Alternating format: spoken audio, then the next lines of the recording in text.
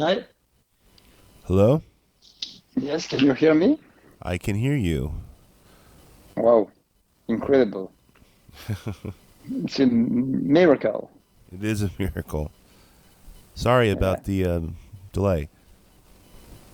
it's okay. But so I have 20 minutes. Is it okay for you? Yeah, let's try to jump into this. So I'm Okay. recording it. I'm recording the Okay. conversation. I'll transcribe it later. It'll be All in right. print version on December 1st, and I'll release the Great. audio on the YouTube channel sometime after that. Okay. Great. Okay, buddy. Let's start with easy questions. What's your name and where are you located? My name is Edouard Ferlet, and I'm a French pianist composer, and also French, so actually. And I live in Paris, between Paris and close to Tours, which is area close to the Château de la Loire, it's in the Loire, in the countryside. And how long have you lived there? For 7 years, actually, before I was living in Paris, in the suburb of Paris. And I decided 7 years ago to have a place where I could really have a studio and to be away from Paris and to have a nice room, like ready for to work and be outside of the noise. Sounds good. Uh, you primarily play piano, right? Yes, I started playing piano at 7 years old, but even though it's not especially a point where you can, I mean, it's not because you start at 7 years old that you're a good pianist, but actually I started very early because there were a piano in my place and I just tried to play around and try to compose very early. I was just playing like a game on the keyboard, on the piano, and I started the music like that. I started the music like that. So that's why I say I have the both education. I'm like autodidact, and also, of course, I went to Berkeley after and it's the French Conservatory and everything. But I still have inside of me the feeling of learning by myself. So this is something pretty important for me to be on the piano like a child. Actually, so I often remember the time when I was in front of the piano, just trying to play things like that, just very actually like fresh, to be fresh in my mind, and just to be naive on the keyboard and just use it like a game, and always having like um, to be naive. I don't know if you understand what I mean. Yes, I understand. Um, so you mentioned you went to school. Where did you go to school for music? So I went to the French Conservatory when I was in high school, and after when I graduated in my French school, I went to Berkeley for 3 years, and I graduated in jazz composition at Berkeley. And after I came back in France because I wanted to work in France, and I started to do like film scoring and advertising, and I gave piano lessons and so on. And very soon I started to work, and I built my band, started to play with my band, with musicians, mostly from the jazz area, mostly from so I played in clubs in Paris and in festivals. So and I did my first album pretty soon, actually at maybe 20, 24 years old. And I started to also enjoy organizing, producing albums. So I did it for myself first, and after in 2015, I built a company, a label called Melis, and I started to produce for other musicians. This is also a job I like to do, but now I don't have any time left to do that, so I just produce for myself. But I had a great time producing for my friends, different musicians. Do you have your own studio? Actually, no, I have a studio, but I like to go in other studios, sometimes far away from my place and to be somewhere else to actually to break the habits of being in your place and doing always the same thing. So when I of course, sometimes I record in my studio because I can do it. So I do it also like pianoid. I record in my studio because I needed the two pianos, so it's a specific recording. But usually when I record with the drums and saxophone, voice, or piano, I prefer to go in another studio, I a see. specific studio. What is your most recent release? Actually, yesterday my last album, Pianoid 2, just released in Europe, and I think it's also in the United States. Maybe you have to check on Spotify or Apple Music, but this is my second opus of my project called Pianoid, which project around piano, mechanic piano. Of course, you know that because you talked about it on my first album. So it's a very innovative project, and that combines two pianos playing at the same time, because I use also the computer to make the second piano playing in real time with me. Actually, I play on one piano, and I send MIDI informations that I change on my MIDI on my I would say MIDI controller, and after it goes in the second piano, transformed by myself on the controller, and it makes different things.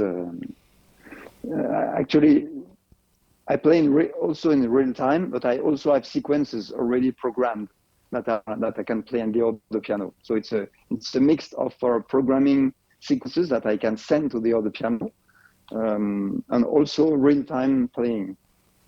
Oh, cool.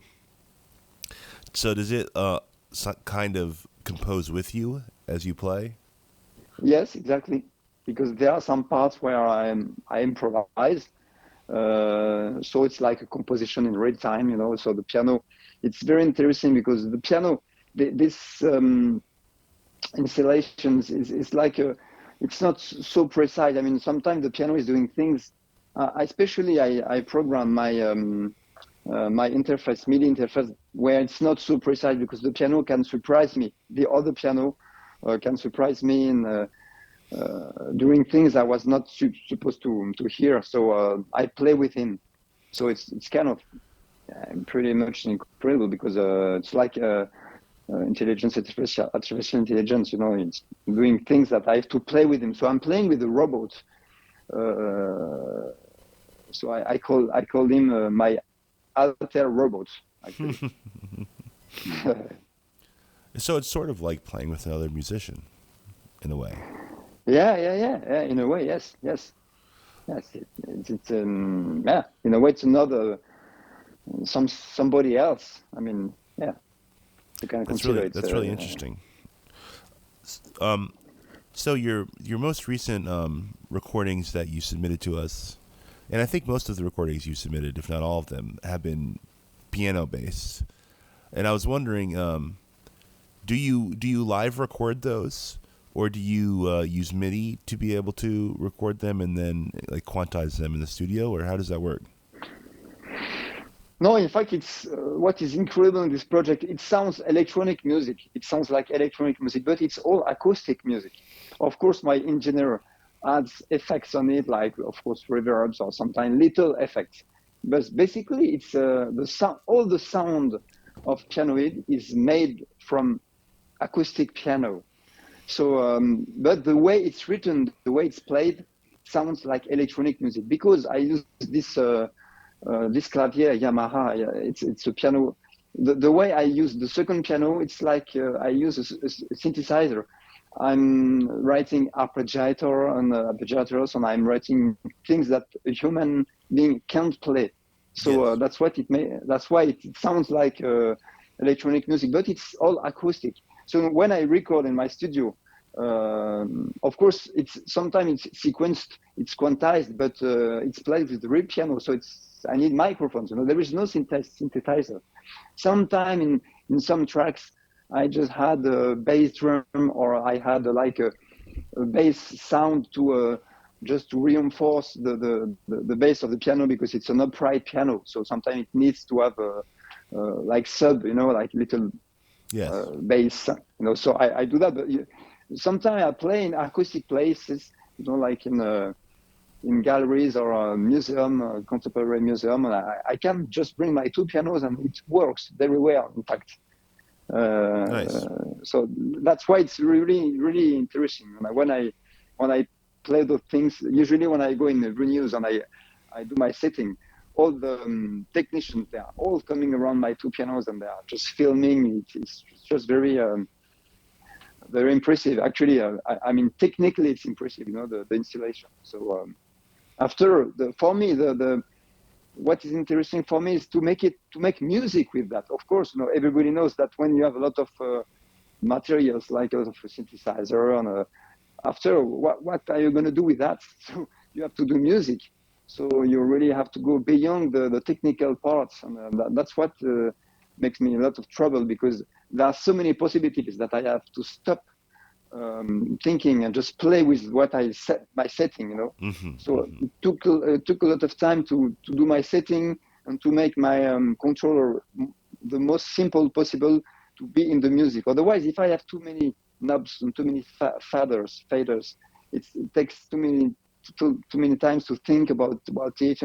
I really want to stay in contact with the music, in contact with improvisation and the music and the sound, the acoustic of the piano. So it took a lot of time for me. It's like a new instrument. I'm very comfortable with just acoustic piano, and I've been doing a lot of solo concerts with acoustic piano. It's okay. I'm just comfortable. But now it's a new instrument. I had to be used to play with those two pianos and my third instrument, which is like a MIDI platform. So it took me a lot of time to be really comfortable with it. Okay, cool. And that gets me to another question. When you perform live, what is your typical setup? The setup is, I have my two pianos. So my two pianos are in my studio in the countryside, and I have a transporter that is coming to bring my piano to go in the concert in France and Europe. So it's like I am like a guitar player. I'm coming with my instruments. So the organizer has nothing to organize, actually, just waiting for my two pianos. So I just put the two pianos in the stage. Is it the question you're asking, right? How I set Yes. on the stage? Okay. I put my two pianos, and after it takes me maybe like 20 minutes to plug the cable. So I plug the pianos with a MIDI cable, with a USB cable, and I have my computer, and I have my three MIDI controller.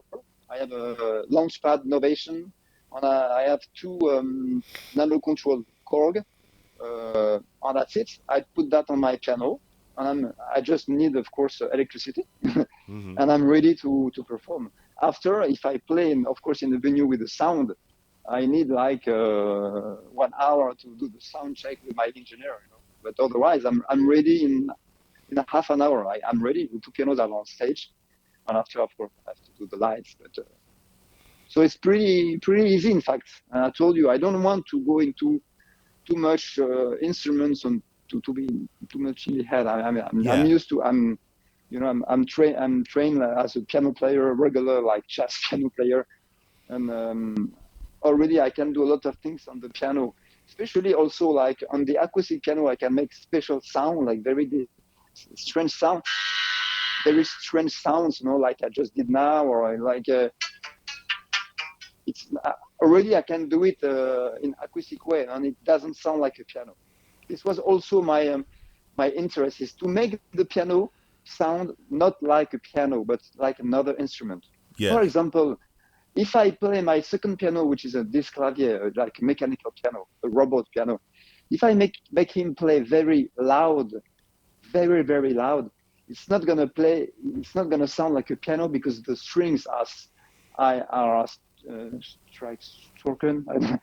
stroken so hard that it doesn't sound like a piano. It sounds like a keyboard, actually, like a electronic sound, because it's not played like a human.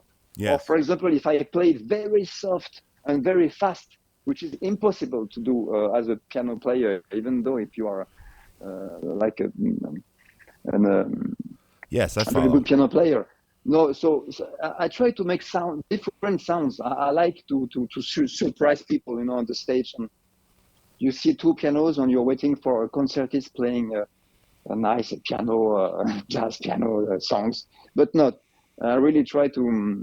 I like to I research, like a scientist. I like trying to find new sounds, which is actually the piano has been built like more than 1,000 years, but still, I think we can find another way to play. It's not a question of instrument; it's a question of being creative in your head, I think. So excuse me, does the robot piano physically strike the keys? Yes, on each case there is a motor, and I it see. strikes the keys. Yeah, there is a motor on each key. It's a special piano built by Yamaha. It's called Disc Clavier. Actually, this kind of piano um, has been built in the beginning of the 20th century. Actually, it's a very, very nice story because before the phonogram, nobody could listen to the music in his living room. So the people that were a little bit fortunate, they just had to buy a piano roll Yeah. and put the piano roll in their living room, and they could hear music in their living room. And Yes. after the phonograph arrived, and it was not interesting anymore to have this piano, it just bought a phonograph. It was, of course, less expensive. Yes. But you can imagine that at this time, at the beginning of the 20th century, very famous piano player like Gerald Morton, or like a French piano player like Debussy, like Eric Satie, they recorded those on those tape, on the piano, the roll, not the piano roll. They were like drawing the hole in the piano in the tape. I don't know how to express that. I don't know the names, but so it was fascinating to see that you could hear the piano sounding like the composer was playing on it. So it's something very, very nice, very interesting. I don't know if you understand what I'm Yes, I saying. follow exactly what you're saying. Okay. Well, I wish we had a little more time. Let me just wrap up with a couple questions. Is there anything you would like to promote? Actually, I want people to, because I would love to come, to play, but sometimes difficult for European or French people to play in America because of different reasons. But I would love, of course, to present Pianoid there. And but waiting for this moment, I would ask people to just look on internet and see the videos I've done, just to imagine how it can be in live. But of course, everybody knows that music is here to be listened in live. You feel much better the music, but because this project is also a visual project, and that's why for me it's a new era, a new area for the future of the piano. So it can be also used for to be played in an orchestra. I mean, in any situation. This is Pianoid, is a new installation that can be used in even theater or dance music, or So it's, for me, it's really a new way of playing piano, and I hope one day I could show it to you in America. I've been playing there, of course, a few times, but I would love to come by and try to play with to show how it works. Oh, that would be excellent. My final question is, do you have anything you were hoping to talk about that you didn't get the chance to?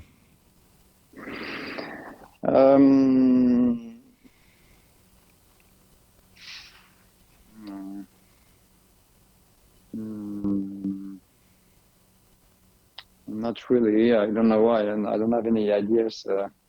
All right. Well, that means you covered it. Yeah, I think it's you ask me all the interesting questions, so I don't know what to say more. All right. Well, But if some people have any questions, of course they can send me messages on my site, or they can. Of course, I receive a lot of messages because people are very interested in this installation because it's very impressive. I mean, of course, I'm not talking about the music and everything, but still, a lot of people like technicians also are very interested in that, and drummers also. So feel free to contact me for any questions. all right, Edward. Thank you so much for agreeing to the interview. Yeah, thank you, Ryan. That was a pleasure to finally have this interview, and thank you for supporting my work in America. All right. Have a good day. Have a good day. Bye bye.